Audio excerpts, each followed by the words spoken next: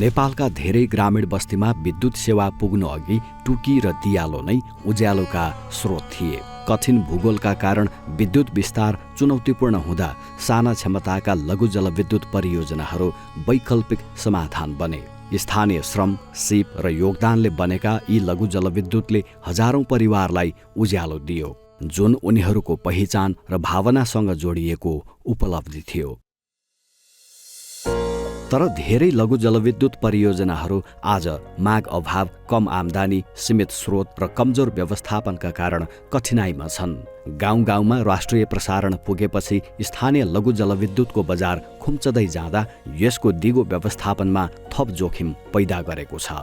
90% भन्दा बढी घरधुरीमा चाहिँ विद्युत प्राधिकरणकै वितरण प्रणालीबाट लाइनहरू पुगिसकेको अवस्था छ र यो लाइन पुग्दै गर्दा अब आम जनतालाई चाहिँ म मेरो आँगनमा पुगेको तारबाट बत्ती जोडेपछि मलाई अरू त्यसको बारेमा चिन्ता लिनु परेन भन्ने विषय भयो। भन्ने बित्तिकै त माइक्रो हाइड्रोको त्यसको उपयोगिता त कम हुँदै जाने भयो। एनएको बत्ती बालिसकेपछि यसलाई कसले हेर्ने, यतातिर ध्यानै हुँदैन नि त।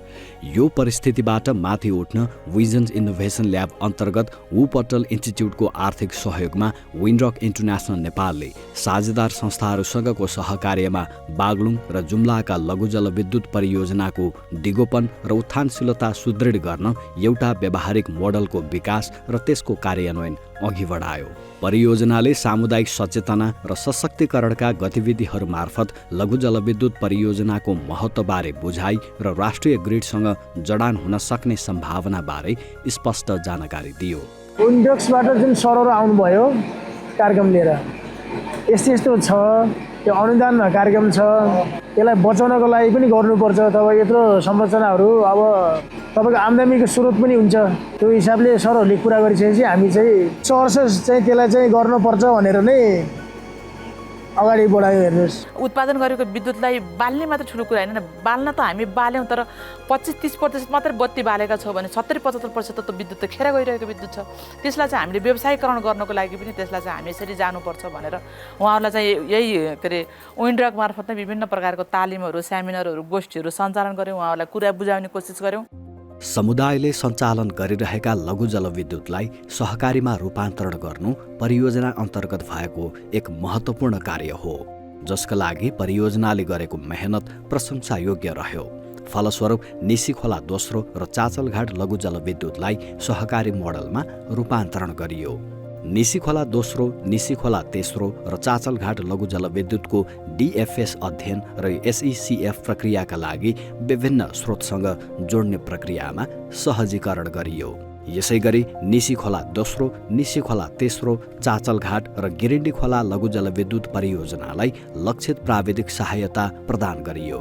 लघु जलविद्युतमा व्यवस्थापन तथा प्राविधिक भूमिकामा आबद्ध कर्मचारी लक्षित क्षमता विकासका तालिमले सुशासन, पारदर्शिता र दिगोपना सुधार गर्नमा योगदान दियो। परियोजनाले निसीखोला दोस्रो, चाचलघाट र गिरिन्डी खोला लघु जलविद्युत परियोजनालाई राष्ट्रिय प्रसारणमा जडानका लागि सहजीकरण गर्यो। यसका लागि आवश्यक लगानीको 50% नेपाल सरकारको अनुदान, 40% स्थानीय समुदायको र 10% स्थानीय सरकारको योगदान रह्यो। यसरी सङ्कटमा परेका लघु जलविद्युत परियोजनाहरूलाई पूर्ण क्षमतासहित सञ्चालनमा ल्याई राष्ट्रिय ग्रिडमा समायोजन गरियो। यो नेट मिटरिङ विधिद्वारा केन्द्रीय लाइनमा हामीले बत्ती पठाइरहेछौँ। जम्मा खपत 40 किलोवाट समुदायमा खपत हुन्छ भने बाँकी 40 किलोवाट हामीले पर आवर हामीले केन्द्रीय लाइनलाई बेच्ने अवस्थामा छौँ। माइक्रो हाइड्रो पनि उसमा एनइएसित कनेक्ट गरेर यसलाई जीवन्त गर्न सकिन्छ भनेर बिजुली खरिद बिक्रीको सम्झौता पनि एनइएसित गऱ्यौँ। लघु जलविद्युतहरू राष्ट्रिय प्रसारणमा जडान भएपछि विद्युत माग बढ्यो, आम्दानी स्थिर भयो। सहकारी मोडल मार्फत यसको प्रभावकारी र पारदर्शी व्यवस्थापन सम्भव भयो। स्थानीय स्तरमा उद्यमशीलता र व्यवसाय विस्तारमा पनि प्रत्यक्ष योगदान पुगेको छ। लघु जलविद्युतलाई राष्ट्रिय प्रसारणमा समायोजन गरिँदा राष्ट्रिय प्रसारणको क्षमता र गुणस्तर सुधारमा प्रत्यक्ष सहयोग पुगेको छ। अन्ततगत्वा राष्ट्रिय ऊर्जा सुरक्षामा पनि यसले सकारात्मक सहयोग पुर्याएको छ।